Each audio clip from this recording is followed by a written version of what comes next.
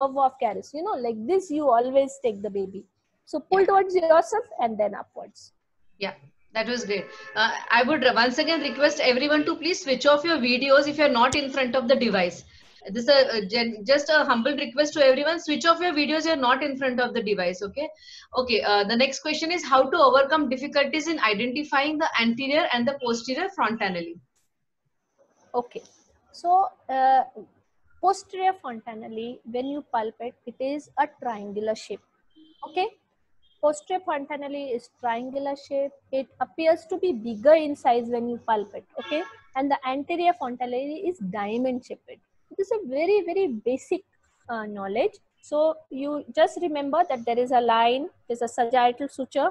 Triangular fontanelle is the posterior, and on the other side, if the diamond shaped fontanelle, it is little smaller in size, is the anterior.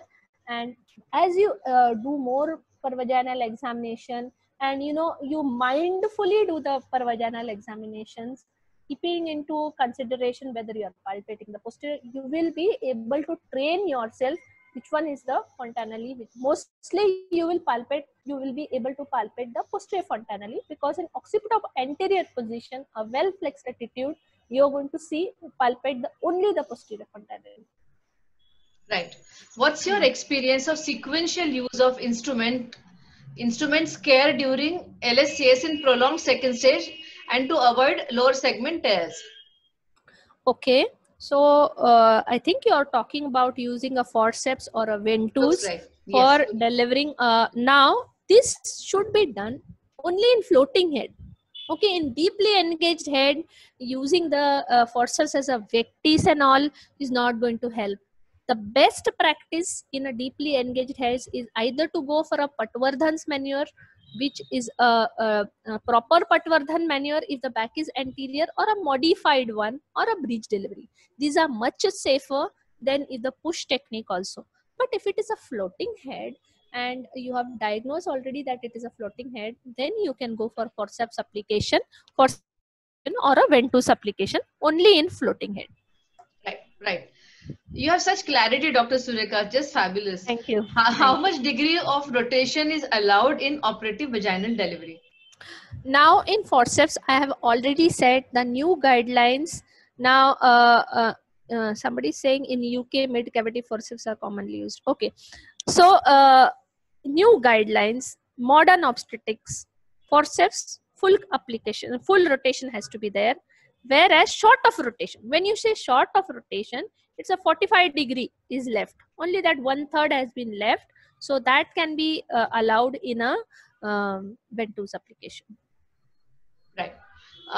Forceps जो बोलते थे पहले कि कील and forceps इस्तेमाल करके we can achieve the rotation, or when I was a resident, early career person, I used to do manual rotation of the head, and then I used to apply the forceps. Okay, these all we have done in our career, but as advances go ahead and good anesthesia, good outcome of cesarean section is there, well trained in cesarean section are there, then these things are becoming obsolete nowadays. So for a good outcome, if there is not rotated, then we don't go for forceps. Always better, yes.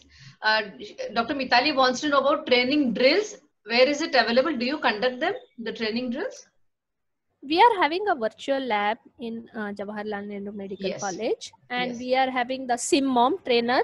Okay, and now we are going to start a course on obstetric, emergency obstetrics, as well as delivery skills. So you are all welcome to attend. Till then, you have to promise me you'll take one drill session for us. Bilkul, jab bhi bole. Thank you. Okay, in a twin delivery, 2.5 kg is the first baby breech. Would you allow a normal delivery? First baby is breech, 2.5 kg. No. See, it's a dictum. If first baby is a malpresentation, don't go for vaginal delivery. Vaginal delivery twin is allowed only if first baby is cephalic. Second baby may be breech or transverse, you can go ahead, but first baby has to be cephalic. This is a dictum. Everybody has to keep it in their mind, imprint it in your brain. Right. How to deliver a neglected shoulder presentation at LSCS in the picture which was shown by you? Yes. So this is a very good skill which you can achieve for all shoulder presentations. This is, you know, we have the baby doll hai kya? Leke aa jao. So in the shoulder presentation, the baby is delivered always by breech. Do not go to the hand. जो hand बाहर दिख रहा है उसको नहीं निकालना है अपने को, ना आपको शोल्डर निकालना है, ठीक है. जैसे हमने Patwardhan, see what we did in Patwardhan manure is we went for the shoulder, but in shoulder presentation we go for the breech. So what you do when you're facing a shoulder presentation or a transverse lie is palpate per abdomen. Where is the head? So on the opposite side you will find the breech. So you put your hand towards the breech, take the legs, even if you can find one leg, pull on one leg, that one leg, the second leg will follow. Yes. And you can remove by breech. Don't go for the prolapse hand, that will come in last. Very important. Can you explain the difference between the Patwardhans and a modified Patwardhans? Okay, now the actual Patwardhan's manual, which was described, but this was described by Dr. Patwardhan sir and Dr. Moteshwar way back in 1950s, I think, or 60s. So this was described when the back was anterior. So it means back anterior all hai kya? Back agar anterior hai, इसमें back anterior है, तो first thing which comes to your hand is the first shoulder, which you pull towards yourself, and the second shoulder is removed. So this is when the back is anterior. This was the actual maneuver which was described by Dr. Patwardhan. Any modifications in this? Any modifications to this is called as Patwardhan's modification. Now these modifications can be when the back is either lateral. So if the back is on my side, I am the operating surgeon, then what will happen is the shoulder which is visible, the arm which is visible to you is the arm which is on the assistant side actually. So it is a lateral. So you catch hold of the arm, you remove that arm, and now you turn the arm and give it to your assistant. Now on it so that the back rotates, and then you go from below and remove the arm which is on your side. So, but if the back is lateral in such a way that it faces the assistant, then you remove the arm, you pull towards yourself, turn the baby in such a way that the back becomes anterior, go inside and remove the. Another modification is when the back is posterior. What you do? You remove the arm, one arm, the leg on that side, then third you remove the second leg, and lastly you remove the leg on your side, and fifth is the head. So this is another modification. All these are modification. They're very good modification, and decision has to be taken looking at the back. Where is the back? And then it will help you to remove the baby. Correct. Dr. Shubhadeep, your question is about dealing with sudden unexplained maternal collapse. It's a lecture in itself, and we are going to soon have that talk about sudden maternal collapse and resuscitation. So please do attend that when we have it in the next few weeks. How to deliver, okay. You, I think, already explained when the back is posterior, how to use maneuver, Patwardhan maneuver. Yes, when the back is posterior, I have just now explained that you can, remove either by modified Patwardhan maneuver, in which you remove first the arm, then the leg on the same side, then the second leg, and the second arm, and lastly the head. This is one. Or you can just go for the breech. Go for the leg, remove the breech, it comes out easily. Yeah. Can you please guide how to assess the CPD during labor when she's in active labor?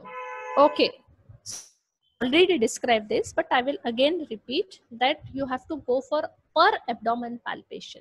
Okay, when you're seeing that the patient is in a second stage of labor and +2 station has reached, it means that no part of the head, fetal head, should be palpable from per abdomen. Okay, you also always describe this palpation in fifths of palpation. We say 5 by 5 when it is a floating head, then it could be 4 by 5, 4 centimeter palpable, 3 by 5, 3 centimeter palpable, 2 by 5, 1 by 5, and when no part of the fetal head is palpable, we say 0 by 5. When it is 0 by 5, that means no CPT is there, nicely the head has deeply engaged into the head. But if you are finding on one hand that the caput is there, your head is visible from below very nicely. But when you do a per abdomen examination, 2/5, 3/5 is palpable from above also. That means it is not a deeply engaged head. It is only a head where there is a large caput and a large molding, and it is visible if the patient is going to deliver and you try to apply the forces, but then you be in a soup because the actual head is quite high. What is visible to you is only the caput and the molding. Right. Do you use diazepam for immediate control of seizures in eclampsia? No, we do not use diazepam. Nobody recommends diazepam. The practice is to use magnesium sulfate only. Only and only magnesium sulfate should be used. Diazepam is going to have a great respiratory depression in the baby and should never be used in imminent delivery cases. In cases where the seizures are not stopping, which is a status eclampticus case, then maybe as a third or option you may use diazepam, not in imminent delivery cases. Right. Can you please elaborate about labor analgesia? Okay, that's a big topic in itself. I know. Okay, yeah. But various kinds of, I have done a thesis. My student Dr. Jaya has done a very good thesis where she compared a pharmacological method against a non-pharmacological method. We have used various pharmacological methods. One of them is tramadol, but I advocate non-pharmacological methods also, like warm water. Having a tub filled with warm water, it can be a real soothing effect. We have also used the hot water bag, which I have shown. We have also used an instrument, जैसे हम लोग ऐसे इस्तेमाल करते हैं, that is it's already available an instrument which just you heat it and the warmth can be given. Reflexology we have used. You have seen in the photograph. Yes. We press on certain points on the legs which can give pain relief. So all these we have used, and I can recommend that the non-pharmacological methods are equally effective. Apart from what has been practiced like epidural analgesia, it's best, but it requires skill. It requires a good anesthetist, good training, monitoring. Once you are giving epidural anesthesia, then you need to have a support of an anesthetist. So if that is available, well and good. But if it is not available, then other pharmacology like tramadol you can use. Many people have started using non-pharmacological methods. Alternating birthing position also help in relieving the pain. Right. Can you please explain the difference between the Brand and the modified Brand Andrews maneuver? See, I have not shown any Brand Andrews method in my presentation. Please remember, Brand Andrews method is for delivery of placenta. Yeah. When you deliver the placenta, that is called as the Brand Andrews method. If you remember our textbooks, you see inverted shaped, and when your placenta comes out in the inverted umbrella shaped, it slides off. That is Brand Andrews method. Okay, so it's not a delivery of the baby. Yeah. This is a question from Dr. Renu Jain. To wait for 3 hours in second stage is too much practically, because if cesarean is needed due to non-descent of head or fetal distress, head is jam packed. Please guide regarding technique to extract head during cesarean section. Maybe see, I have already stressed this point in my presentation that we will never wait for 3 hours. Our assessment of the patient has to start within the first hour itself. It is taking such a long. Okay, is there any problem in the powered passage passenger? You assess, reassess. In fact, I recommend that you should always take early decisions to assess and evaluate. If nothing is wrong, if patient is in epidural analgesia and just because she's not pushing enough, so epidural analgesia you can wait. The recommendation of RCOG, ACOG, all our recommendations are there for epidural analgesia. 3 hours which I said was for epidural analgesia. Maximum which you can wait is 2 hours, but you should be able to take decision prior to that also. And of course, I have already explained how to deliver a deeply engaged head. Deeply engaged head की दो technique मैंने बताया है. One is the push technique. So you have to have a good assistant who can push from the below. So you disengage the head by pushing from below. The assistant will disengage the head. While disengaging the head, remember that proper flexion should be maintained. Where to give the push is also a skill which the assistant has to learn. Guys, you may have a very bad experience if you do this push technique. In fact, more tears, more injuries, more traumatic PPH is sent in the push technique. Patwardhan's maneuver is found to be having less injuries and good outcomes. Yeah. Can you please once again elaborate on various types of applications in Ventouse application? Okay. In Ventouse application. Mike. In Ventouse application, I have talked of median application. First of all, median means rotation is complete. You are applying either directly on the fontanelle or in the midline. So this is a median application. If you are going away from the midline, it is a paramedian. It could be a right paramedian or a left paramedian depending on which parietal eminence you are placing the Malmstrom cup. So this is one classification. Then it could be a flexion application or a deflection application depending on what is the attitude of the fetus. Okay. So if it is a flexed attitude, that means only the posterior fontanelle is visible, palpable, then you go for the flexion application. So you move towards the posterior fontanelle. If good flexion is not there, then you go little bit away from the posterior fontanelle. That is called as a deflexed application. So remember, median, paramedian, flexion, deflection. Correct. Correct. There have been lots of questions again about the notifications about future programs. Doctors, please scroll through the chat box. Dr. Rajashree Kane Sengupta is our honorary secretary. She's posted the numbers multiple number of times in the chat box. Do scroll through the chat box. You will find all the information about ICOG credit points and also about our office number for where you have to send your details for future notifications. So please don't post questions again. At the end, we'll again flash the slide and you can take a screenshot. And another important question is, what is your experience of conducting a normal delivery in case of breech presentation? What's your experience? My experience, I am very much experienced in performing a breech. And because during my training also, during my years of practice as a faculty, as a lecturer, I have conducted large number of breech deliveries. And I find that I am very much skilled in doing the Brandt-Andrews method, in the Mauritius smelly wheat manure, in the Lovesides manure. In fact, even I have done one case where we had to do a symphysiotomy also. So, so I have been a trainer also for breech delivery.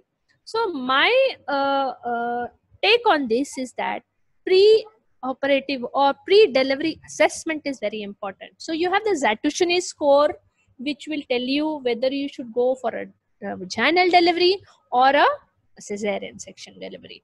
Zatushny scores will take into consideration the gestational age of the patient, then you parity. So if she's a multipara with a previous breech, then the score is better.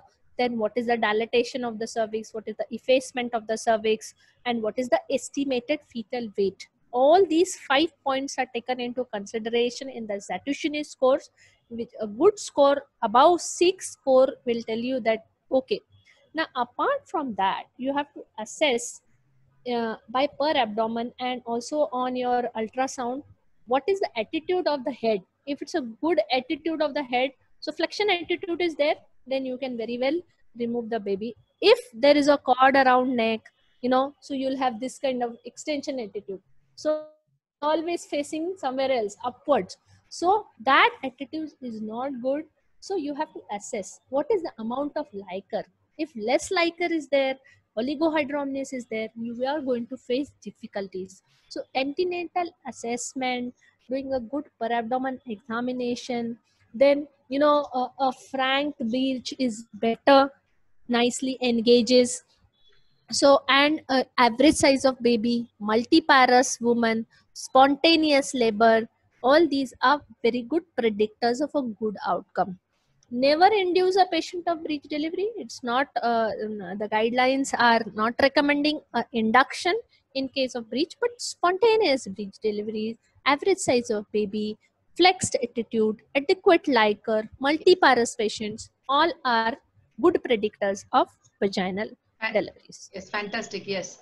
Can we anticipate anterior or posterior rotation during contraction in an OP presentation with finger per vaginally over the suture line? Yes. See, this is a very good question. Hmm? So, if you talk of occipito-posterior, there are three outcomes which are possible. One is a long anterior rotation. That means from the posterior position, a of a circle has moved, and patient is now from posterior. It's coming anterior, nicely delivering with extension. Routinely, the baby delivers by extension. So this happened in good uterine activity is there, pelvis is adequate, multiparous patient is there, you have a long anterior rotation. Sometimes what happened? Short anterior rotation. She moves anteriorly but gets stuck in the transverse. This is called as deep transverse arrest. And sometimes what can happen is instead of moving anteriorly, the baby, because they find that the posterior segment of the pelvis is good, instead of moving anteriorly, the baby will take the shorter route and go direct posterior. Now, if it's a good uterine activity is there, multiparous patient is there, a direct posterior will deliver by face to pubis delivery. Okay, Right. so Right. instead of extension, the baby will do like this flexion, and face will come, and the face will be at the pubic symphysis, and the patient will deliver. So you can anticipate by doing a nice PV examination where the suture line is moving. The sagittal suture, you have to keep a watch on the sagittal suture. Is it going transverse, or is it taking some time? So you have to give little bit of time, and if the baby get arrested in the transverse, then you have to take cesarean section. Otherwise, in a multiparous, the good uterine activity and a nice roomy pelvis, the patient will also deliver. Right. According to the current guidelines, how long should be the first stage of labor, the latent phase, and the second stage? The current guidelines. Now, the current guidelines do not take into consideration the latent phase. The guidelines the pantograph will start from the active phase of labor, which is 3 centimeter of dilatation. And WHO recommendations for dilatation are 1 centimeter per hour. Either it is a multi-gravidar or a primigravidar. Initially, when we were residents, the guidelines were 1.5 centimeter for multi and 1 centimeter for primi. Now the guidelines are 1 centimeter per hour for primi or multi.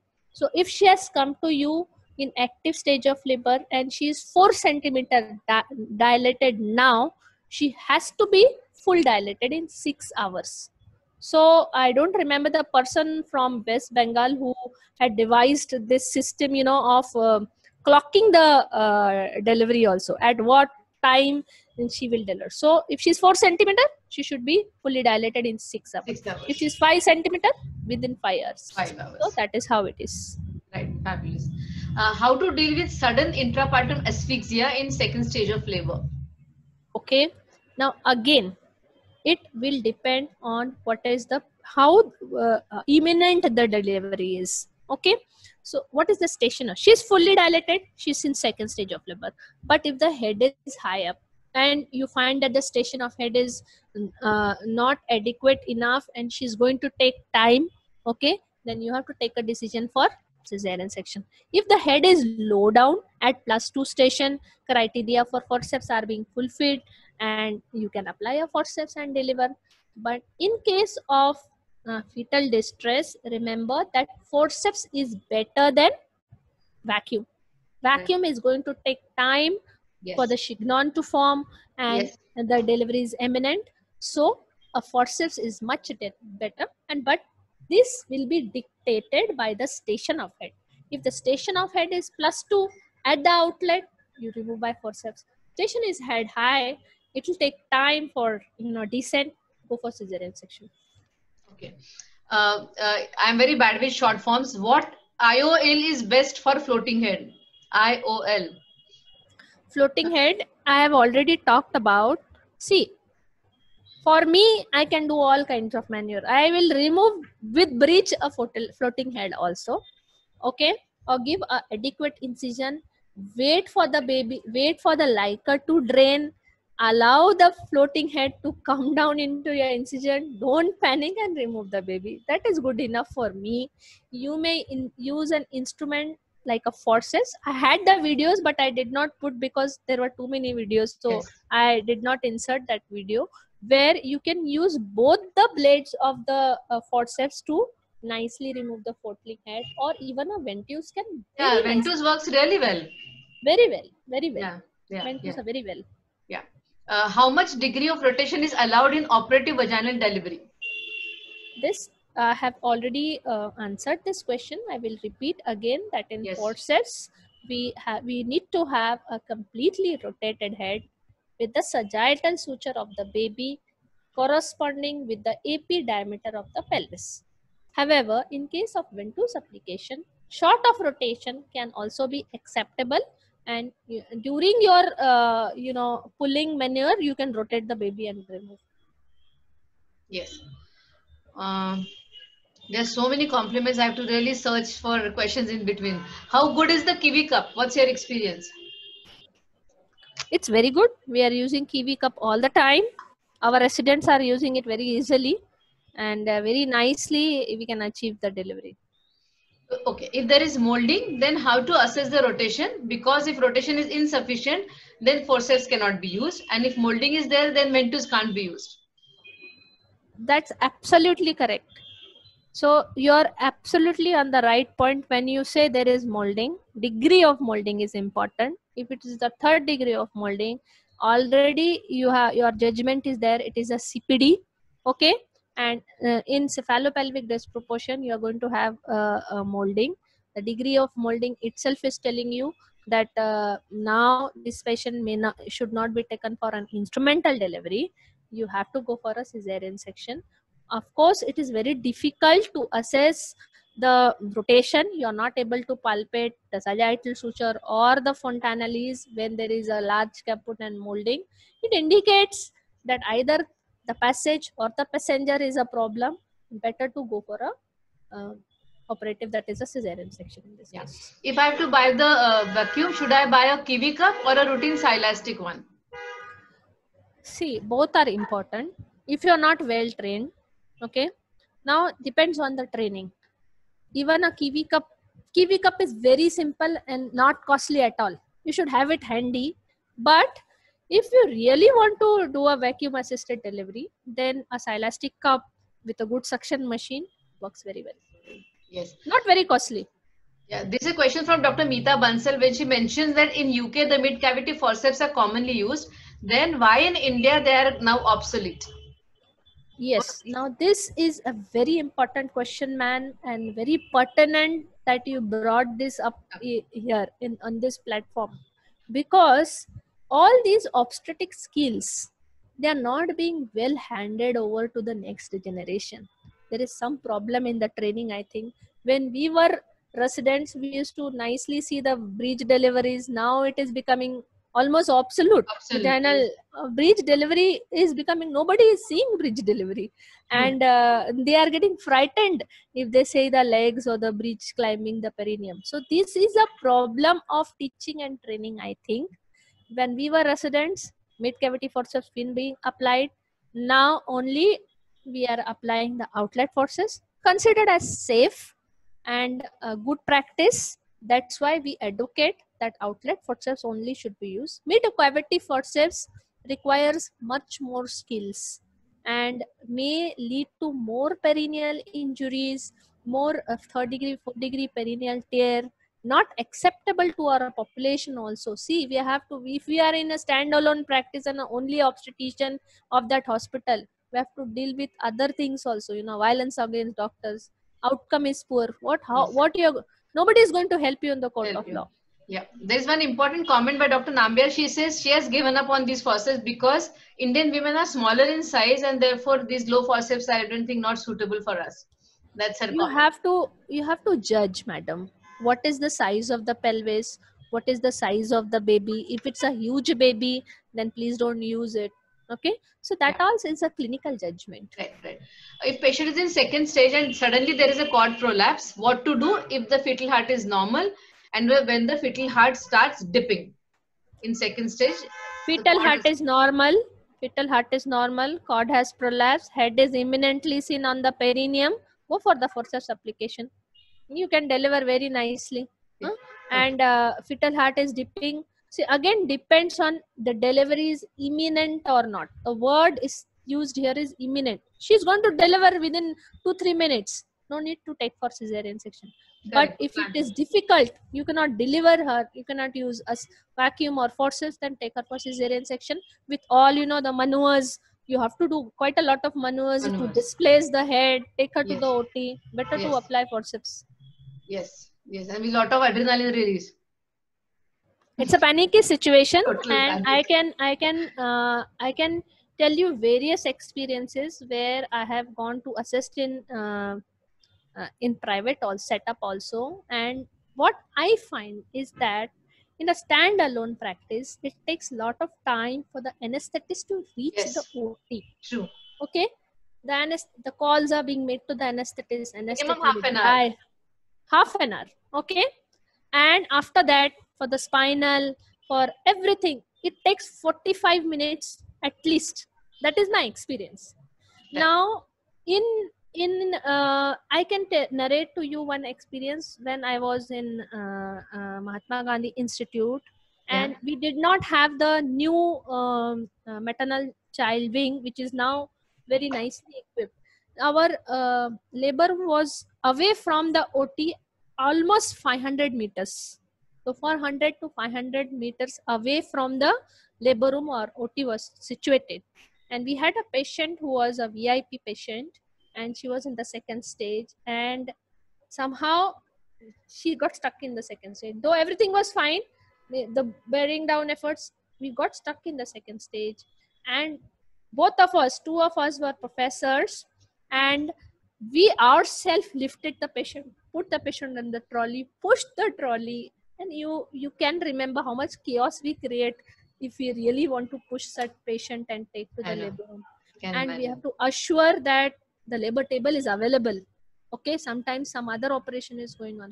Yes. Anesthetist, it's a chaos situation. Yeah. So remember that you have to be well versed with a forceps application or a ventouse application, and you cannot always rely on a cesarean section. Yeah. Right. वर्षा बसते ma'am चुकून तुमची screen share होते. Yeah, thank you, ma'am. चुकून ती screen सारखी share होते. Okay. If time permits, Surekha, some doctors want to see the video of that Kiwi Cup again, but if time permits, we'll take it up. Otherwise, the recording is going to be uploaded later, so they can again revisit. How to get the mini Kiwi system and what is the cost? Cost तो बहुत कम है, hardly कुछ 2000 कितने का आता है. हाँ, बहुत सस्ता है मैम वो. कोई भी कॉन्फ्रेंस में मिल जाएगा मैम आपको. हाँ, वो it's very simple. You can just search on the Google also. In fact, it can even be delivered to you online nowadays. Yeah.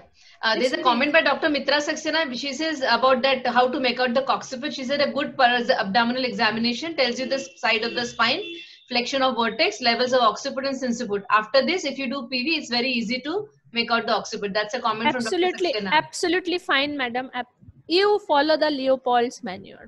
Yes. First Leopold tells you the bridge. Second Leopold tell you the back. Now, once you do that properly, that is a continuous resistance of the back is felt.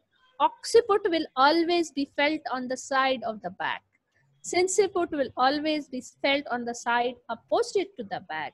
And then you will go and palpate where is the occiput and the sinciput. If in a case of a nicely flexed head, occiput will not be palpable per abdomen. Whatever eminence is palpable is sinciput. If you are able to palpate the occiput as well as a sinciput per abdomen, then it is a deflexed head. And if you are able to palpate the occiput per abdomen, then it is an extended head. Right, right. What is the pressure which should be created in a vacuum delivery? So I've already answered that. It is 600 millimeters of mercury is the maximum, but you go very slowly and you take 8 to 10 minutes to create the chignon. Yeah. What precautions would you tell us to be taken during cesarean section to deliver a deeply impacted head to avoid tears? Yes, two techniques I have elaborated on. One is the push technique and another is the pull technique. In the push technique, we are using the abdomino-vaginal method. Assistant pushes from below and the surgeon removes the baby from the abdominal incision. I recommend the pull technique, which is the Patwardhan's maneuver or delivery by breech. I have already elaborated on when the back is anterior, back is right lateral, back is right posterior, back is posterior. These maneuvers have to be practiced on mannequins and then you could do them. Yes. Actually, yes, Ventus can be applied without full cervical dilatation. That's the advantage, right? There's two questions on the same thing. Yes. Now, the cutoff, how much is the cutoff for cervical dilatation to apply the cup? At what cervical dilatation can we start applying? Yes, it's for the Ventus cup, right? Now, recommendations were few years back. We were trained. The recommendation were that even at 6 centimeters of dilatation, you could apply a Ventus cup. However, I take this recommendation with a pinch of salt. Yes. Okay, 6 centimeter and you're applying a Ventus. Again, requires skill. You have to assess the baby's head will be high up. It may be mal-rotated, non-rotated. You have to have a skill to deliver such a baby.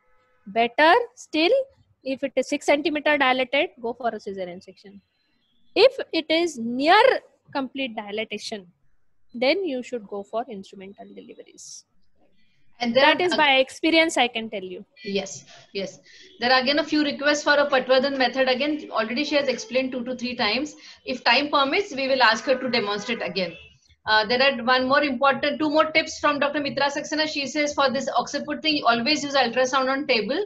And for shoulder presentation, she says that you must take a higher incision. So 3 important remarks by her. Okay, these are all common. Where can we get a dummy pelvis and the baby? That's if you can guide them. Yes, type on Google dummy pelvis. N number of availability is there. You should decide on which kind of pelvis and dummy you would like to. You know, there are various mounted on a stand availabilities. Lot of availabilities is there. Right. You should have a dummy pelvis, but to practice. Yeah, this is a question from Dr. Mukund Karambekar. He's asking you to tell the criteria to stop attempt to do an instrumental vaginal delivery. What is the criteria? When to stop? So thank you very much, first of all, for being there. And हमारे guru है, sir. Yes. Is a mentor, and he's always there for us CMEs. Yes. So thank you very much, sir, for attending and encouraging, first of all. And let me comment that sir is so much famous in his own region for, you know, a vaginal delivery. First of all, he'll attempt always, not going for all cesarean section. He is very, very trained and skilled himself. Sir, I have already elaborated on the eligibility criteria for instrumental delivery. Instrumental delivery, the eligibility criteria first of all have to be fulfilled. Now, according to your textbooks, you can give maximum 3 pulls, okay, for a forceps. During your 3 contraction, 3 pulls, you can maximum give. After that, you abandon, okay? You don't go. And in fact, an experienced person will know in 2 pulls itself whether there is a good descent or not. So beyond that, you know, taking the patient and attempting instrumental delivery would be hazardous to the baby also. Yeah. Can you give us some practical tips to manage broad ligament hematoma? Okay. Now, broad ligament hematoma, you need to first judge what is where it is placed. Okay, you need to, when you're managing the broad ligament hematoma, you have to open the leaves of the broad ligament.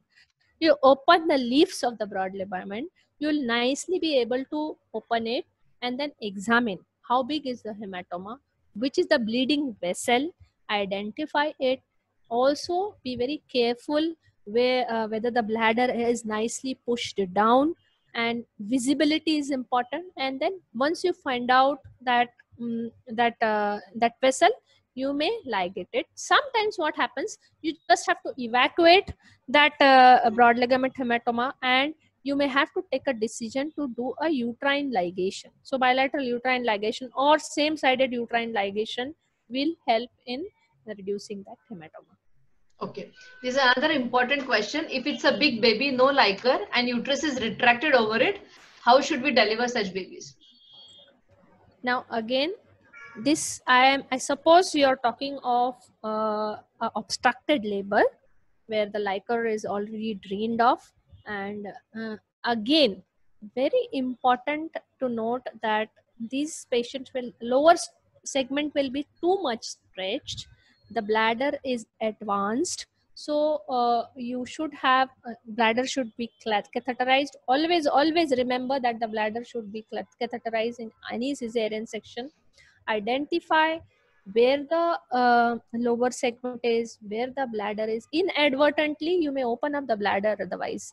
Okay, high up you pick up the UV fold, which is a loose fold of peritoneum. Always the identification mark for the UV fold is that it is loosely attached to the lower segment, whereas to the upper segment it is thickly attached. Pick up, nicely open, push the bladder down.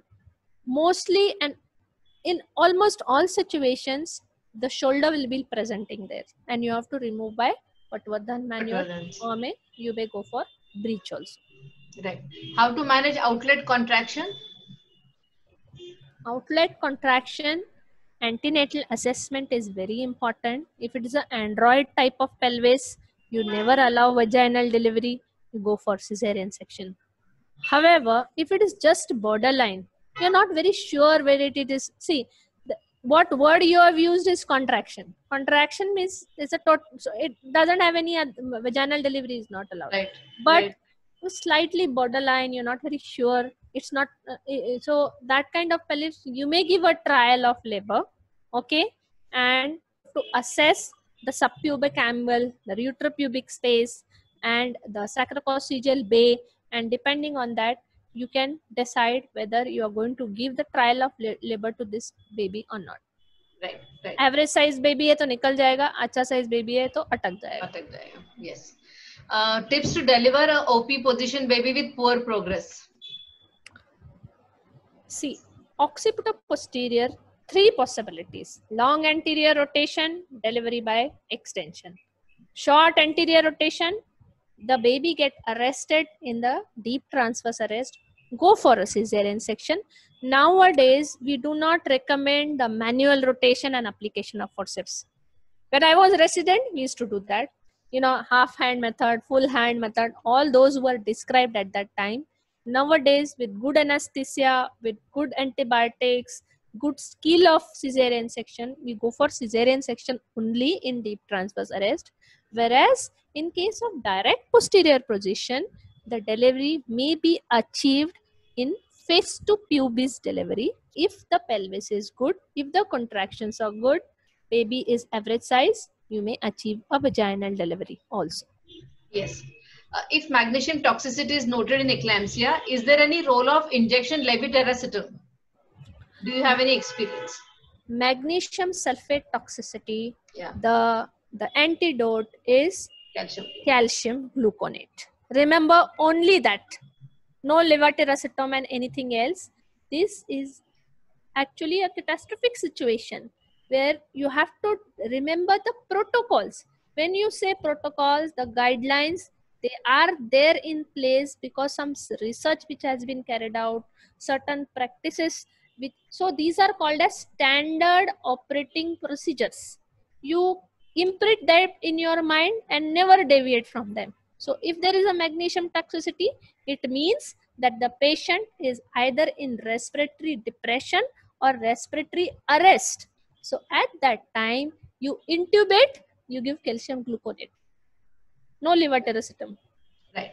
So I'll grab 2-3 questions about labor analgesia. Your experience about ionotox gas, injection pentazocine, promethazine, and dose of tramadol. So 2-3 questions in one. Okay, we are not using any gas. This is, you know, way back, long back they used to use it. Okay, so no, it's now obsolete procedures. Okay. And epidural Pentazocine, analgesia. promethazine. Yes, there was a time when we had started using pentazocine, promethazine. At that time, Foxy was propagating the active management of second stage, where they used to give ketamine and this. So at that time, we have used very good management. Of course, you have to be skilled. What dose to give, when to give, do you have a skill to resuscitate? And so all these are, so of course Entonox is still being used in European countries and in the Americas, but not in India. Okay, we are using tramadol. We are using non-pharmacological methods. Dose, tramadol. So Maximum depending, dose which can be given. 3 doses maximum. How much? Tramadol. 50 milligram, 100 milligram. Also we have given 3 dose maximum. Maximum. Okay. Can you show us some reflexology points for the pain control? Is it possible to demonstrate? Okay. So you have to, so you may have noticed in the picture also, which I have shown you. Yes. Okay. So you have to catch hold of the leg of the patient. Okay. And just below the thumb, okay, the great toe, Yeah. you that is one point, and you need to feel the points and below the great toe and along the side horizontally and laterally also, and on the heel. Okay. Okay. When to use Maxelf during second stage? Should it be used or not in second stage of labor? Now this is again a very good question, because magnesium sulfate, as you know, will have a depressive effect on the baby. Okay, but the patient is convulsing in front of you, so first preference is always given to the mother. You use the magnesium sulfate and immediately deliver the baby either by forceps ventouse or cesarean section, and you should have a good pediatrician with you. So if there is a respiratory depression in the baby can be intubated, but you have to use magnesium sulfate. Okay. What oxytocin drug is of your choice for routine use?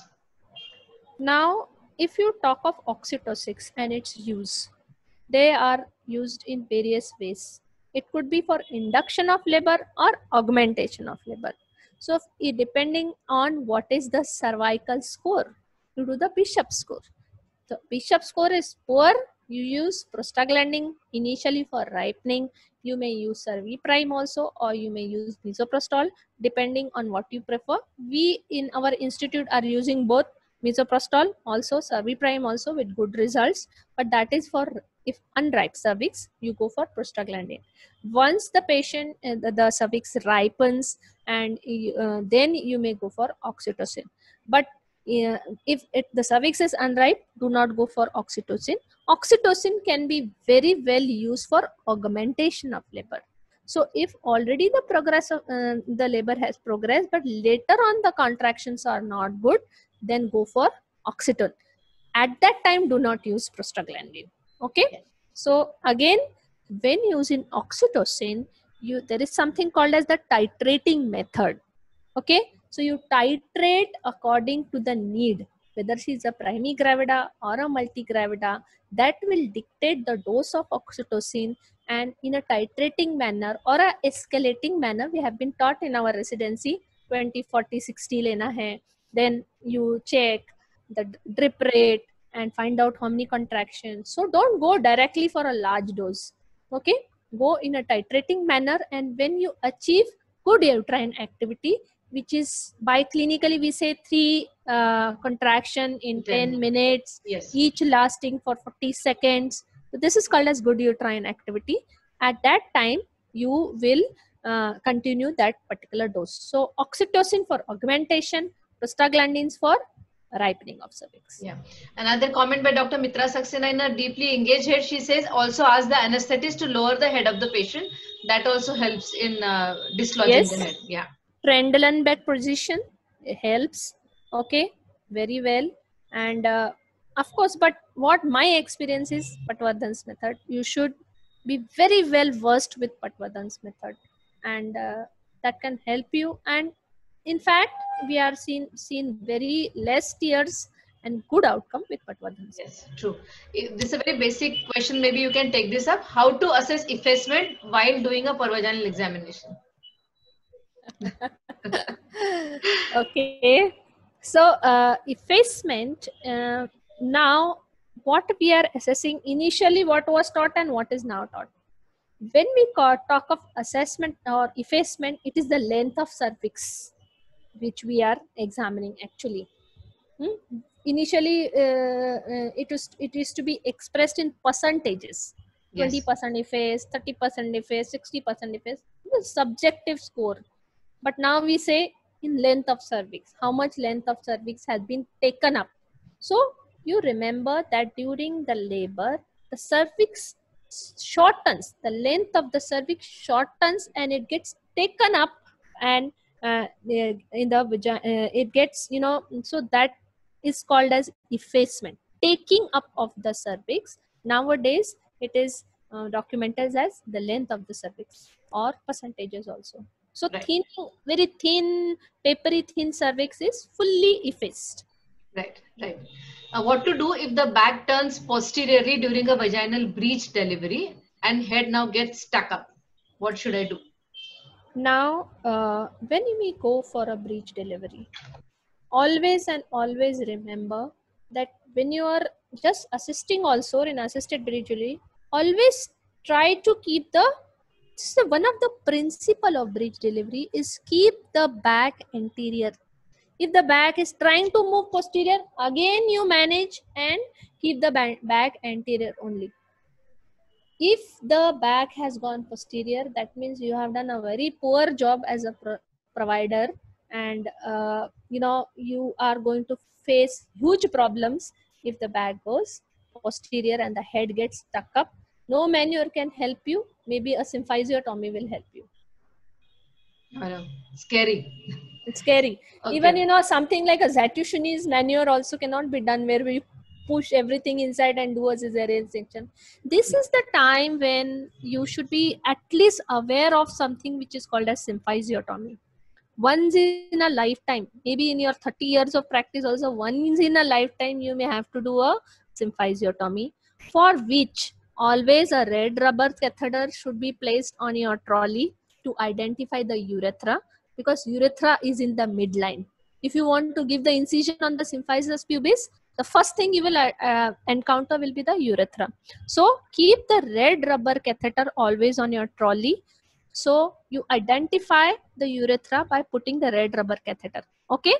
And then you displace the red rubber catheter from the midline with the help of one finger, and then use your scalpel to cut open the symphysis pubis.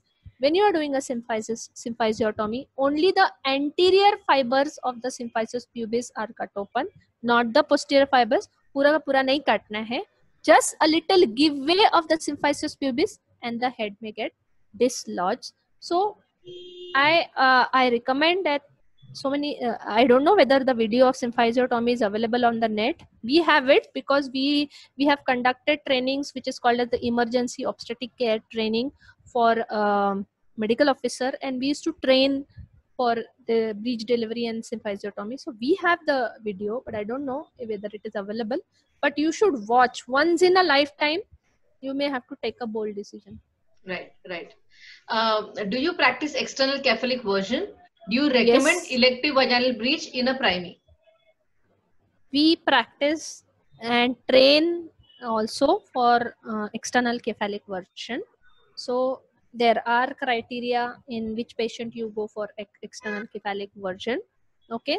And in fact, it is recommended practice antenatal breech should be managed by external cephalic version, and depending on with what gestational age it is, and the criteria, you should know the indications, the contraindications. Basically, you should know the contraindication of any maneuver, like a previous cesarean section, like antepartum hemorrhage, like oligohydramnios. These are all contraindication for ECV also, Right. and you can practice. So when not to do is very important. When not to do any procedure, It's you very- should always remember the ethical principle of maleficence. So do no harm. If you cannot do good, please do no harm. Yes, so true. Yeah, can you give us some practical tips about for delivering a baby who has a cord around the neck? Okay. That means this cord around neck was not detected previously by ultrasound. So first of all, a good ultrasound is very important to detect a cord around neck. How many loops of cord around neck are there are important. Okay, is there an associated comorbidity? If it is a single loop, no associate comorbidity, then I always go for a clinical examination. Clinical examination, a primary gravida with a well engaged head at term. So at term, she is having a good engaged head and no other abnormalities. I have done a non-stress test. It's a very good non-stress test. No any abnormalities are there. That means that cord is not creating any problem. And head was also nicely engaged. That means that cord is not so much tightly wound around the, so we can go for vaginal delivery. Means trial of vaginal delivery. During the vaginal delivery, be very alert for any signs of distress. So if there is a tightening of the cord, it will be reflected in the fetal heart rate. We can monitor by your external cardiotocograph. You can go for continuous electronic fetal monitoring in this case. And if there is a distress, you will pick up the typical pattern which is there if the cord is tight. Otherwise, we have delivered one cord, two cord, so even if it's an inadvertent cord, we never knew about it and she delivered. So just either slip the cord over the head of the baby, or you just clamp the cord when the head comes, cut the cord and remove it from the neck and deliver. Right. Okay. No panicking. You have to be very calm. Yeah. I would say it's a very sweet question. She says, ma'am, is active phase at 3 centimeters or 6 centimeters? Because I'm a resident, so I want to know what I should answer in the Viva, 3 or 6. Neither 3 nor 6, it is 4 centimeters. Okay. So WHO has now given the clear criteria. Somebody has mentioned, Sham Shirsam, I think, has mentioned in the chat box also. I was watching. It is 4 centimeter dilatation. Yeah. You were talking about that doctor, somebody from Bengal who has mentioned that time clock about delivery. Dr. Mitra Saxena has mentioned he is Dr. Alok Dev from Jamshedpur. Very good. And very nicely he has, the paper is also there. Very good paper he has also published. Yeah. I don't think, can we take this question about fetal heart tracing? What are the other patterns of fetal heart trace in second stage other than the late and the veritable deceleration?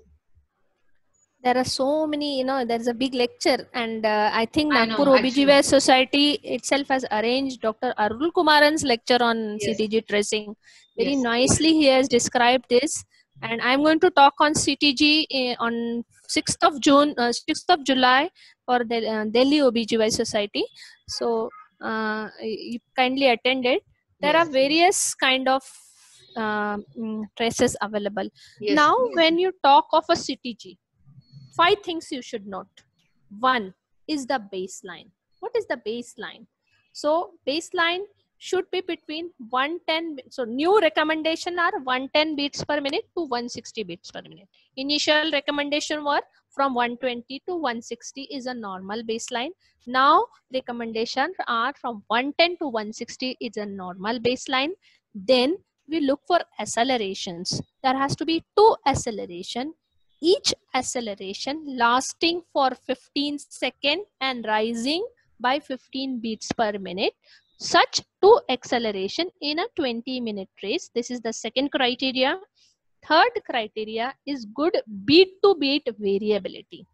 Now this is called as a short-term variability and a long-term variability. Sometimes you find a very straight line, you know, without any variable. This is a very poor indicator of a poor outcome, and you should, you know, also keep a watch on the variability. Apart from that, you have deceleration. That means your trace is going down. Okay, three types of decelerations are described. One is the early deceleration, another is the late deceleration, third is the variable deceleration. All these deceleration or dip in the fetal heart is defined in context with the contractions of the uterus. So the contraction trace is below the fetal heart trace. दो traces आते हैं. ऊपर वाली line is fetal heart. Down you get a trace of the tocodynamometer. We call this as a tocodynamometer, which tells you about the contractions. And your dip in fetal heart is described in relation to this rise in, which is from the tocodynamimeter. If the peak coincides or is prior to the peak of the contraction, it's called as a early deceleration. In late deceleration, the dip in fetal heart will go beyond the peak of the contraction, and in variable deceleration, it comes anytime. The deceleration may come even in a relaxed when the contraction has weaned off. So these are three types of deceleration, and they have variable significances. Early deceleration may not be that significant, but a late deceleration with a huge lag time to reduce, come back to the baseline, and a variable deceleration have you know, worse implications. Right. According to you, which method of induction is the best?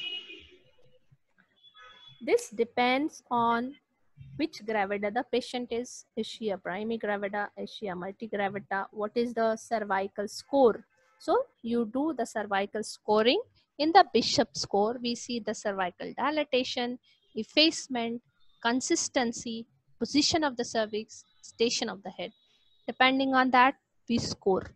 If it is a poor score, go for prostaglandins. This is called as ripening. Okay, and if it is a good score, you may go for oxytocin. So depending on the cervical score, and you may go for either E1 prostaglandin or E2, which is misoprostol. You may either go for cerviprine also. What I prefer in a very tight and a long cervix is a mechanical dilatation with a Foley's catheter. Okay, right. So we insert right. the Foley's catheter very nicely. The mechanical dilatation will be there, and you can use the misoprostol also, and good mechanical dilatation, and also you will have nice Mike. Yeah. In a case of hand prolapse, how should the baby be delivered in cesarean section? Hand prolapse. Okay, in hand prolapse, that means it is a transverse lie, shoulder presentation. You have to decide. You do a good per abdomen examination. That will tell you where the head is. Okay, so in a transverse lie or in a hand prolapse, good per abdominal examination, or even the use of ultrasound. If you're not able to palpate, even the use of ultrasound will tell you where the head is.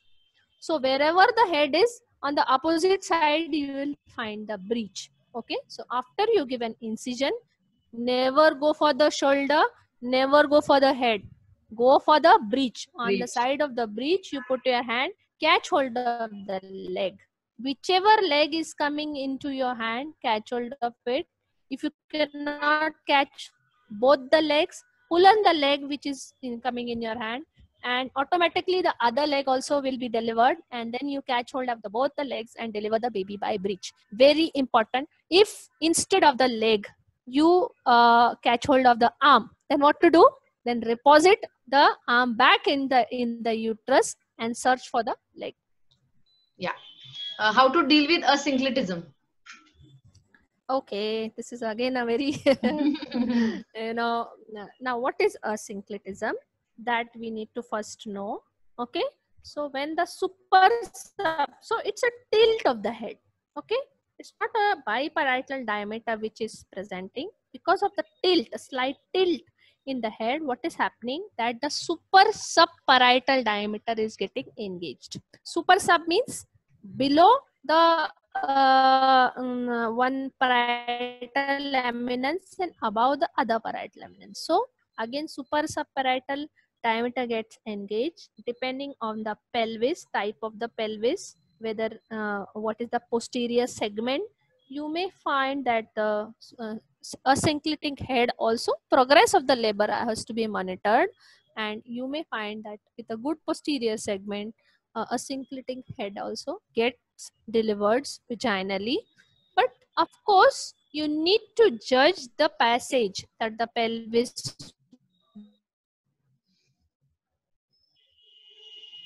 We've lost your audio. Yeah. How is the posterior segment? What is the size of the baby? And good uterine activity may deliver. Hello. Yeah. Now better. Hello. Yeah, now better. Are you not There was able a to lot hear of. me? Yes, we can't. The video is not clear, but we can hear you now. Yes. Can you hear me? Okay. Hello. Okay. A synclitic head. Dr. Sulika, your audio is breaking. Your audio is breaking. I can hear you, but I don't know. Yeah, now better. I think it is because of some network problem. Yeah, network issue. Yeah, go ahead. So what I was talking about is asynclitism is judge the pelvis first. How is the posterior segment? What is the size? What is the estimated fetal weight? And depending on that, you have to judge the progress of labor and decide whether this patient is going to deliver or not. Right. Do you know of any intrauterine causes for Erb's palsy? Now, intrauterine. Yeah. Okay, manipulations actually.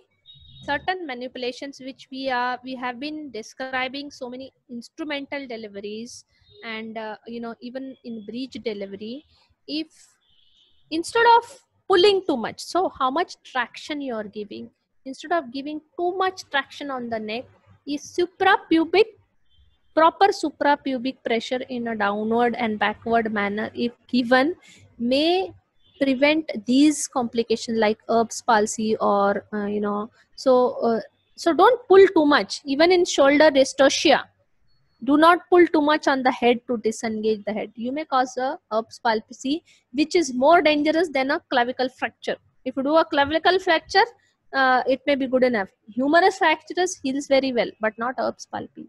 Brachial plexus injuries are really very problematic to heal. Right. In venous delivery, in how much time the negative pressure should be built up? 8 to 10 minutes. You take, see, there are two types of application. Again, you do a slow creation of the pressure and quick. Both are described, but we recommend that slowly the pressure should be built up. And that's why when it's a fetal distress, we do not recommend ventouse, we recommend forceps. Yeah, again, a lot of requests about recordings. Our coordinator and our secretary is posting the link to our Facebook page. You will get the link to our website. Please view. There are questions about shoulder dystocia drill. We have already conducted that before, and the recording is available on our website. Please go ahead and do watch all our prior sessions. The next session is lack of. Okay, this is just a comment.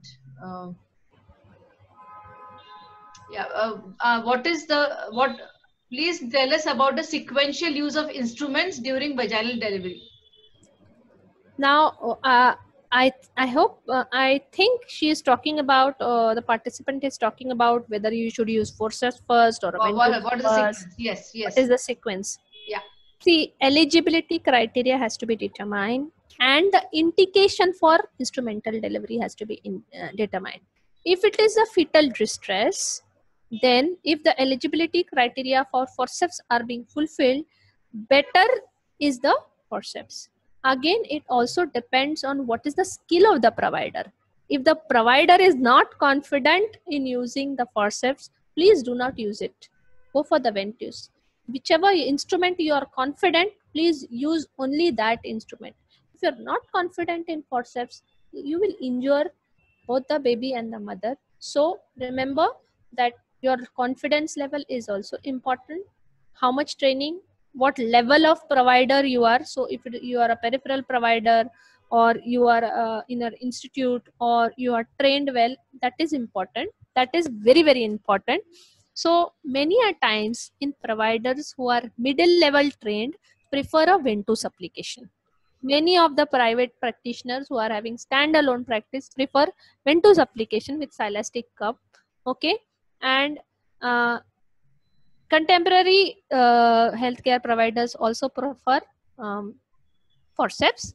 Forceps is preferred in when the criteria are fulfilled, fetal distress, and even when you are helping out a patient who is of eclampsia or heart disease. These are called as prophylactic forceps application. You do not allow the patient to bear down too much, you assist with the forceps. So these are all preferential indications for forceps. Otherwise, you may go for a ventus, where the head is high up, where it is mal rotated, slightly less rotated, go for ventus. Right. Was the right time to give injection tramadol as amnesia, for amnesia? Amnesia. Now, that word itself is not correct. We are talking of analgesia. True. Okay. Amnesia means you're forgetting everything. Yeah. Okay. So talk of analgesia. Analgesia is pain relief. Oh, so we have done the research on this, and we have started using it from the first stage of labor. Basically, we start using it when the patient is gone in active phase, and then we can use other non-pharmacological method to assist her. And in second stage of labor, people have preferred either the Entonox, as Mitra Saxena madam has said, in European countries and Americas they are still using Entonox. Otherwise, you can use ketamine also. If you are having good experience with ketamine, you are well trained, ketamine works very well in the second stage of labor, but not tramadol. Once the second stage has been reached, then tramadol stops working, in fact. So it's ketamine. Yeah. Any tricks for a second stage cesarean to minimize vertical tears in the lower uterine segment? Okay, deeply engaged head I have already described. Actually, yes. For the floating head, we can use either the delivery by breech, or you can use forceps or ventus for the floating head. For shoulder presentation or transverse presentation, go for the breech. Yeah. Important thing is where you are giving the incision. Okay, if very low down incision is given, then you cannot even reach the shoulders, and that is problematic. So you first decide where you are going to give the incision. Incision should be such that if it's a deeply engaged head, then your incision is at the level of the shoulder. Okay. You can palpate it from above. You will be able to palpate the shoulder per abdomen itself. And once you open, you are able to palpate where you are. Yes. This is one comment about small Simpson forceps for a preterm baby.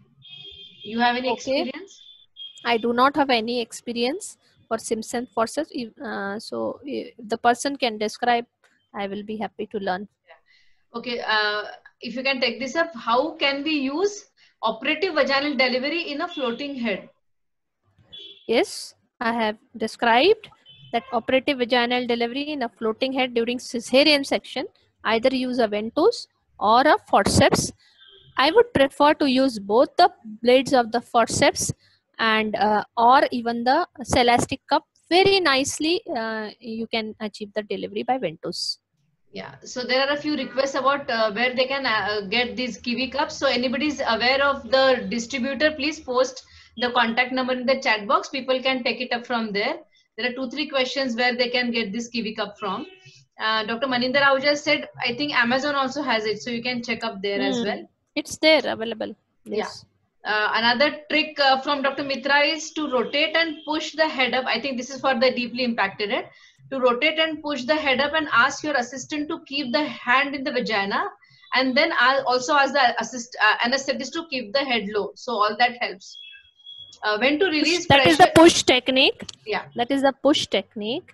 In the push technique, you need to have a very good assistant who pushes from below. True. Now, during the push, the push should be such that it is adequate, okay, and also flexion is maintained. If the flexion is not maintained and the extension occurs, it is very difficult to remove the baby from above. So if for the push technique, again the position of the patient is like frog like, the legs are spread in a frog like fashion so that the assistant can push from below. So abdominal vaginal method of delivering, Abdominal it vaginal, yes. requires more skill than a Patwardhan, I think. Right. But When my professor, I have been in MJIMS Sevagram for 20 years. Professor Chabra, who is well known there, and everybody knows about her, she always used to use the push technique. She always prefers the push technique, and she was very well versed in delivering. So it takes skill, I think so, and good right, assistance. right. Whether to release pressure immediately after delivery for kiwi cup, whether we should release it immediately. Okay. Now again, the release does not, nothing is described regarding a prolonged period of time. You can release immediately and remove the cup. Yeah. This is maybe thoda off track hai, but when to start yoga class for antenatal patients? So about antenatal care, when should we start yoga classes? Okay, actually this is a very good question, because we again in India, the antenatal exercises and the antenatal yoga is not given that much importance. Importance, right? Now, when you talk of yoga, it is not only the physical part, it is the meditation part also which comes into yoga. The breathing exercises also comes in, it's a part of yoga. Not only the physical, asanas, those are not only the part of yoga. I have an experience of patients who are bad obstetric history patients, who are all the time apprehensive and worried. Those patients who are IVF, conceived patient, you can recommend them to start these meditation and all as soon as the patient, the diagnosis of the pregnancy is there, because you need to allay all the stressors, the stress hormones which are being released. These are not the research is not available to let us know which stress factor is acting to cause abortion. So if you ask them to do meditation and breathing starting from early in their antenatal period, they become very calm and they are able to face all sorts of. So the breathing exercises, meditation, what we call as garbha sanskar, which is so Yes, nicely described in our yes, Sanskriti, should be followed from the first trimester itself. But for the asanas, now for the asanas, which asanas to do and which asanas not to do also has been very nicely recommended in the yoga. Okay, so if the patient is already doing yoga, she knows the asanas well, okay, she has been exercising routinely, she may continue to do whatever exercise she is used to. Do not recommend difficult new exercises to an antenatal woman. That is the principle. Okay, but in the later phase, like in the third trimester, or when she's nearing the her delivery period, she could go for strengthening exercises of the leg, wall sit, doing the squat, squats. all these are recommended. Okay, leg raising, then that butterfly exercise, where you ask the patient to spread her thigh and do the butterfly. That's very very good to strengthen the thighs, relieve the pressure. So many a times you find that when the patient is in labor, she doesn't open up her legs, she does sort of scissoring maneuver, so that the pelvis, the perineum doesn't open up well. This is because she has not been doing these exercises, and she keeps so much, the thigh also is like tight. So we recommend little bit of massage with oil and squatting exercises. And in our older times, our mother used to say, okay, you get down on the floor, sit on the floor, and that is to strengthen. Nowadays we are finding that women who are advised bed rest for Yes, so many for IUGR and all that, so they don't move their thighs, they don't walk. lifestyle has Uh, changed. Okay, so this is recommended. The butterfly exercises I recommend to my patients, and it is really helps you. And of course, the breathing. How to breathe during the second stage. Breathe deeply and exhale through your mouth. All these things, if you teach your patient, then they are very, very cooperative during the second stage. Yeah. Yeah, one more comment about second stage cesarean section by Dr. Promila. I'm She not able to see my video. sent a uterine incision with scissors directed upwards to avoid lateral extension. So yes, that's an important. Yes, this very, very important. So instead of pulling on the uterine incision with your fingers, you take a scissor and either do a U shape it. The incision should be extended with the scissor. Very good Yes. comment by Dr. Mitra, ma'am. Yeah, that's Dr. Promila Malik. Dr. Malik, thank you, ma'am, for that. Yeah. What's your opinion about fundal pressure if it is to be given at the proper point of time? What's your opinion about fundal? Yes. Now this question again I am taking up because this when I had a discussion with my colleagues also that I'm going to talk on second stage.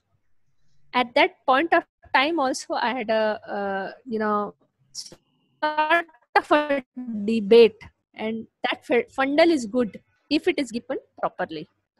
Okay, so many a times residents will use the fundal pressure maneuver if the consultant or some other senior is not watching them. This is the truth. Okay, we everybody know that. Yeah. Now for the fundal pressure maneuver, this maneuver has not been described well. What is proper? The word proper itself. How do you describe that this is a good fundal pressure, or how to give it? How much pressure is adequate? All this has not been described well. However, if you go through literature, Japan OBGY Society has recommendations in their OBGY Society how to give a fundal pressure, what is good fundal pressure, what is bad fundal pressure, and they have also done a research on it. I think it was there in my presentation, but I didn't stress on it. But to recommend it as a maneuver, we have not reached that point of time in our Mike. we still do not recommend. Okay. Yeah. Because if you start recommending, then people will do all kinds of fundal pressure. Yes, and please. I have seen rectal sheath hematoma, broad ligament hematoma, rupture uterus, so all sorts of things. Of course, people are saying that there is no need for instrumental delivery, just go for fundal pressure and the baby comes out. But how much is good and how it should be given, not described yet. Right. So one question on obstetric hysterectomy, friends. This was extensively covered by Dr. Fidvi sir. Recording is available on our website. Another question on vulval hematoma was very well covered by Dr. Mitra Saxena when we took up a session on episiotomy. That recording is also available on our website. So we'll not waste time here about those two questions. Can you elaborate a bit on antenatal pelvic assessment? Okay. Now, antenatal pelvic assessment, what we do are in our institutes. Okay. So we recommend that once the term pregnancy, so 37 weeks of, now this, I am doing practice in rural India. Rural India means the patient will not come for follow-up very well. So if she comes to you at 37 weeks of gestation, she's a completed 37 weeks, primi gravida, we recommend that a consultant should do a pelvic examination. But if you go by the guidelines, the RCOG guideline, ECOG guideline, they're not recommending that the pelvic assessment should be done antenatally. It should be done in labor. At the onset of labor, the assessment should be done, because the relaxin hormone releases during that particular period of time, and the assessment may change during at the onset of labor. But still, in our practice, we are doing it because sometimes the patient may directly come in the late stage of labor where no senior person is available. So initial assessment we will do at around 38 weeks of gestation. And when she comes back in labor, we will reassess her. Yeah. This is a question on polyhydramnios. What's your opinion? Whether vaginal delivery or cesarean section? And if cesarean, what precautions should be taken in a case of poly? So there are no such recommendation that vaginal delivery is prohibited or not allowed in polyhydramnios. Okay, depending on what is the amount of liquor, what is the presentation, if it's a cephalic presentation and you are allowing a vaginal delivery, then what is the dilatation of the cervix, how to do a artificial rupture of membrane itself is a skill in polyhydramnios. Okay, so if you are doing an ARM, another assistant has to, from per abdomen, you have to fix the head well. So the head should not be floating when you are doing the ARM, Right. because there is a chance of cord prolapse in this case. So one assistant will push from and keep the head well flexed, and then slowly you will do the ARM is the artificial rupture is done in such a way that the pressure and the liquor is drained slowly.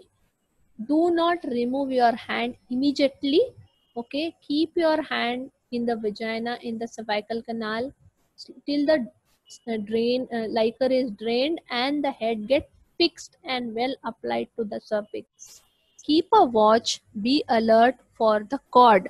Sometimes what happens, the cord just slips by the side of the head and you may have a cord prolapse or a, so that is again a catastrophic situation, emergency situation needing a immediate intervention. So keep the head also, the abdominal hand as well as the vaginal hand should be placed till the liquor drains off and the head fixes. After the head fixes, then start the oxytocin at that time, so that there are good uterine activity and you can achieve a vaginal delivery. In polyhydramnios cesarean section, again there is a chance that the head may slip while delivering. So give a small incision, do not give a full incision, a small incision, let the liquor drained off, give Correct. some time for the head to settle down. Yes. And the liquor will drain. And otherwise, if you find that it is an oblique lie or the head is slipping and going to the side, deliver the baby by breech. Yes. Very yeah, really very important. Another important comment by Dr. Mitra. She says, tougher the situation, be more slow, more careful. Don't hurry to take out the baby any which way. Planning the incision over the uterus makes the extractions easy or tough. So be prepared to extend the incision, especially if the uterus is hugging the baby. A J-shaped incision or a wide U-shaped incision and injection calcium. So nice point. yes. Yeah. Again, see, sometimes I have not taken up this in my presentation, but if your patient has arrested in the second stage and you are not having, so she is being referred from periphery to the institute. There is no cesarean section facility available. How do you shift the patient? Such a patient who is in second stage having good large uterine activities, how to do? So you may give even tocolytic to this patient. She should be on the left side. She should breathe deeply. She should be asked not to push. So you have decided that she needs a cesarean section. So now you have to tell her not to push.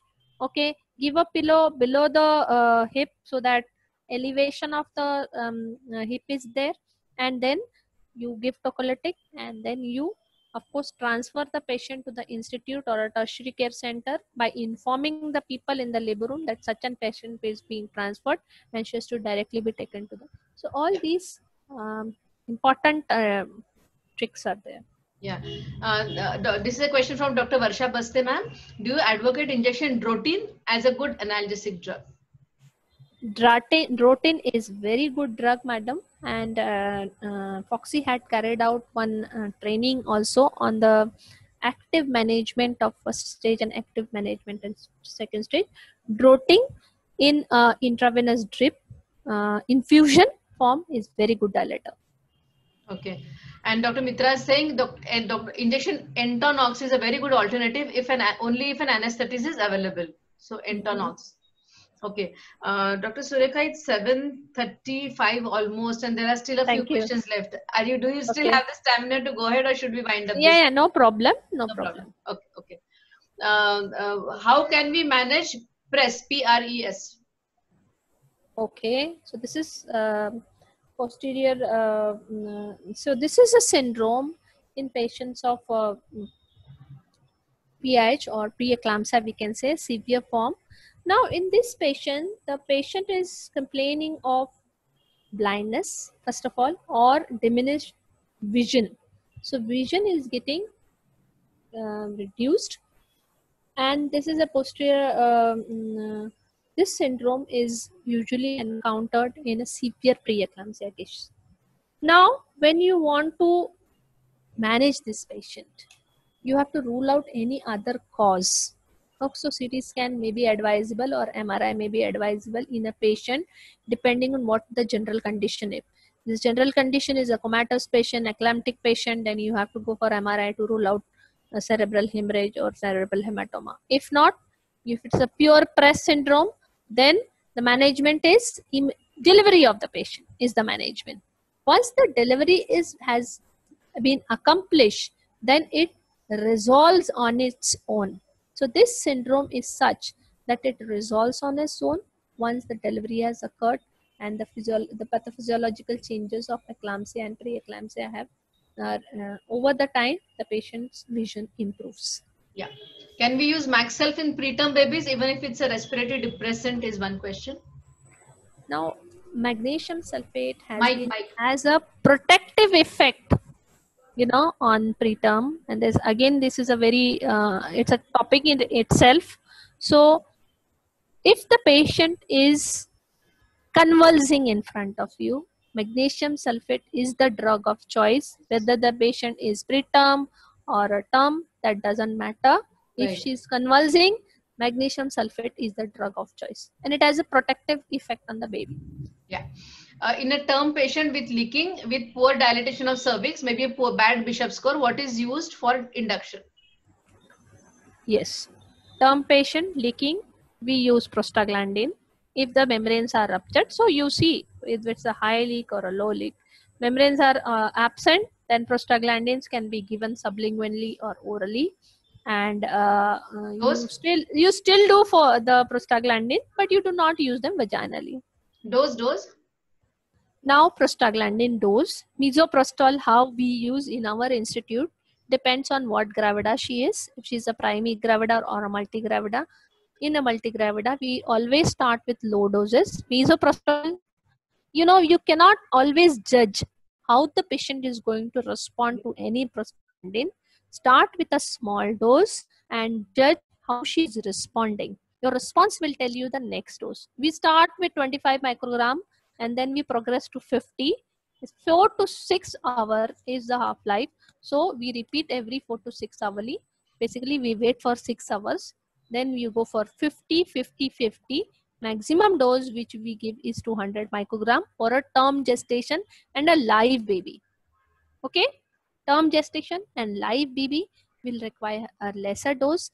If the gestation is less, like we do a induction at 34 weeks of gestation for a preeclampsia, then we should remember that oxytocin receptors are less in case of lesser gestational age, so more amount of prostaglandin is required. So depending on that and your response, you will again use. So we use misoprostol 25, 25, 50, 50, 50, maximum 200.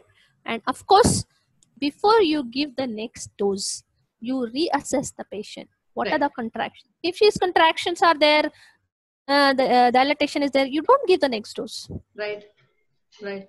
Okay. Can you guide us about the operative steps or in cesarean section in an obstructed labor with Bandel's ring? Okay. Bandel's ring.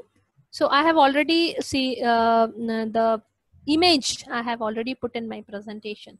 When you are talking of obstructed labor, okay, we always think of that the patient is already in the electrolyte imbalance may be there in this patient.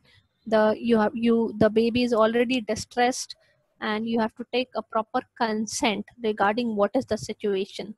Talking with the patient and relatives is one very important skill which all obstetricians should have. So you should be a good communicator, and that is the most important step, I think.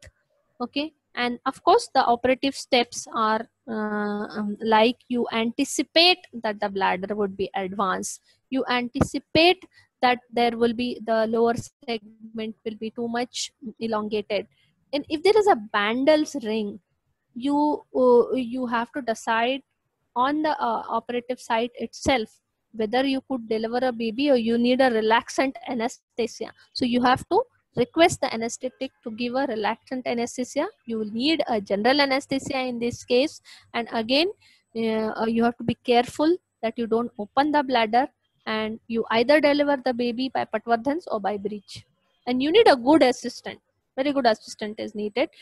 Again, do not just pull on the carefully open and the incision on the lower segment. You may use the scissor instead of just pulling on the uterine incision. Right. When can we call a patient as a failed induction of labor? When should it be diagnosed? Again, a topic in itself. Okay? Yes. So again, what we are practicing and what is recommended. Okay, these are again two different things. Okay, so big topic in itself. Yes, I understand. Okay, so if she's a primigravida, no other comorbidities are there, just a postpartum pregnancy, we decide depending on what is the Doppler findings, what is the cardiotocography findings. So how is the fetal assessment and the maternal assessment?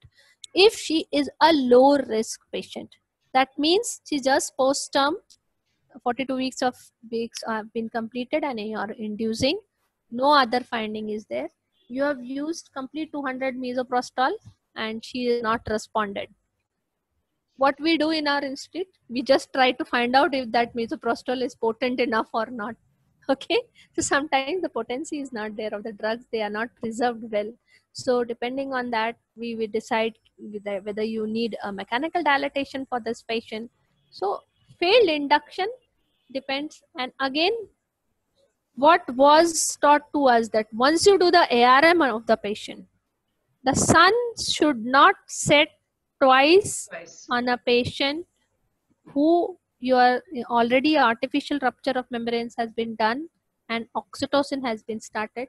Sun should not set twice. 1 centimeter per hour dilatation should be the norm once good uterine activity has been established. So don't, so I have seen patients who have been prolonged so much of that they go in obstruction. Yeah, great. This is a very sweet, there are loads of compliments for you, Dr. Surekha, but this I want to read out. Dr. Manisha Gargi is saying that you are such a good teacher that at my age of 48, I still want to be your PG student. Hats off to you. That's a very sweet. So I thought I must read this out, and there are loads and loads of compliments for you. Thank you. Thank you. So there are lots of, again, the same questions about recording. Dr. Swati, Dr. Rajeshri, have you posted the link to our Facebook page? Dr. Swati, please post the Facebook page link so that all of them can access our recordings from there. The recordings are not on the Facebook page, they're on our website, but the website link is posted on the Facebook page in our About tab. So please go and visit our Facebook page, Nagpur Obstetric Gynec Society, NOGS. You can just search and you will get it. Do you recommend induction in previous cesarean section? Now, that again itself is a topic, okay, which we call as VBAC or TOLAC, okay. Vaginal birth after cesarean section has its own guidelines, indications, contraindication. If we can induce, then how much, if you are inducing with prostaglandin, can we first of all use prostaglandin? That is one question, and which we don't recommend, okay. What we recommend is only mechanical dilatation, okay. If all the criteria for VBAC are fulfilled, only mechanical dilatation, and maximum which we can use a low dose of oxytocin. Right. And good monitoring, very good monitoring has to be done if you are going for VBAC or a TOLAC, and you have to teach or train yourself to recognize the signs of dehiscence.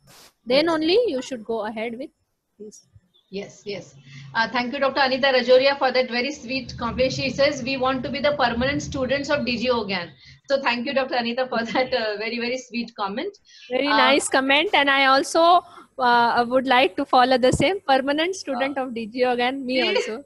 आप गुरु लोग हो, हम लोग आपको follow करेंगे. Thank you, Surekha. Thank you so much. And these days, in patients with eclampsia with pulmonary edema-like picture, ICU anesthetists are giving phenytoin over Maxel. What's your take on this?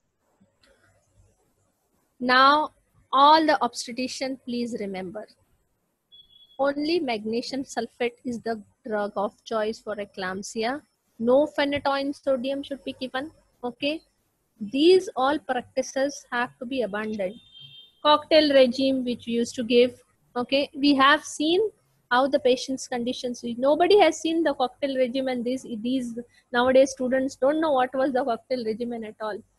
Lytic cocktail, which we used to call. Okay, and now the study has proven beyond doubt that magnesium sulfate is the drug of choice for all eclampsia patients.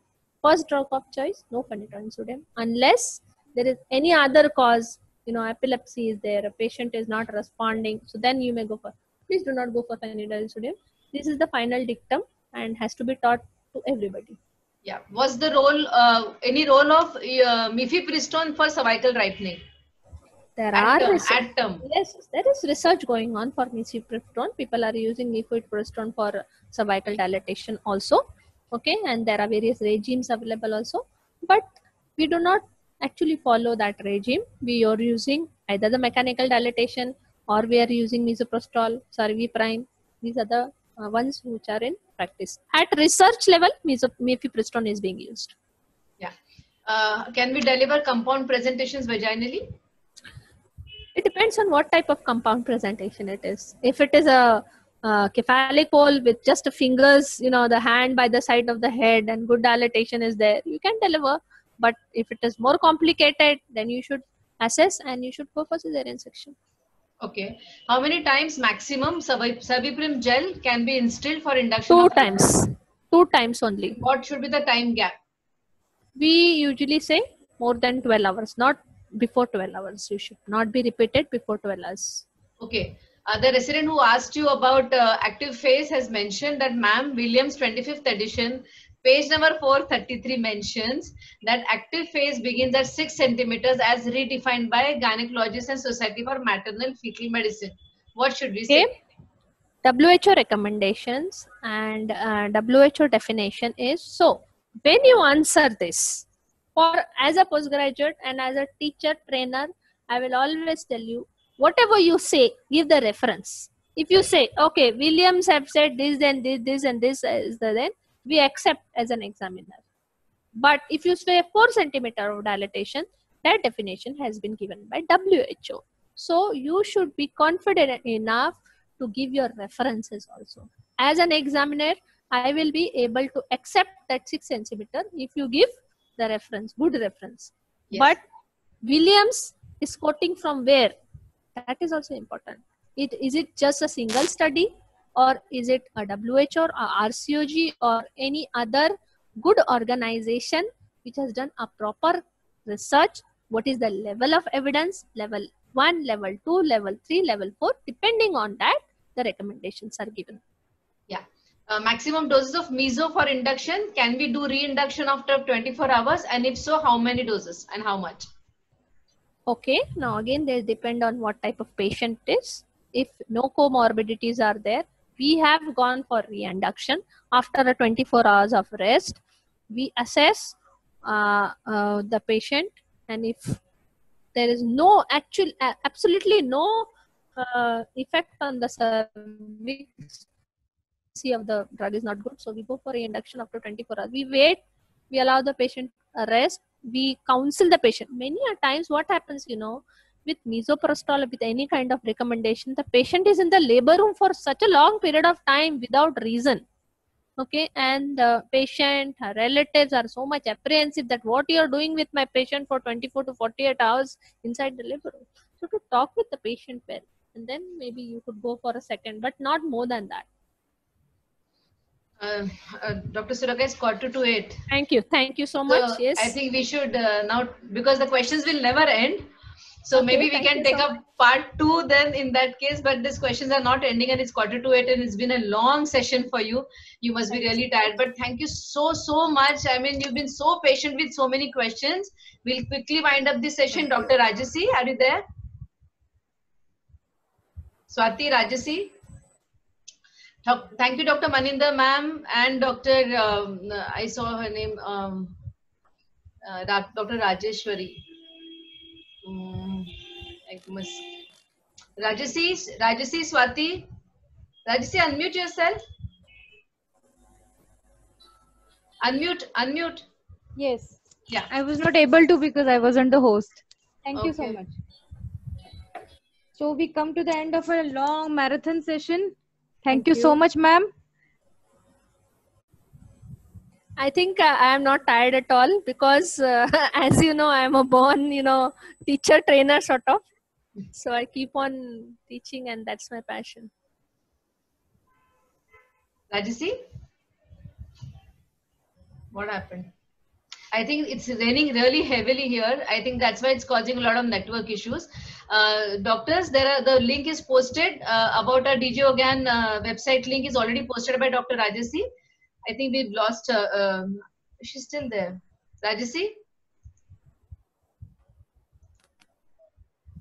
Swati, can you take over, please? I think a lot of network issues today. इसको ऊपर कैसे scroll करते हैं? I'll mute myself. Yeah, Rajasi. Unmute, Rajasi. Yes, can you hear me, ma'am? Yeah, go ahead. Yeah, yes. Thank you so much, Surekha, ma'am.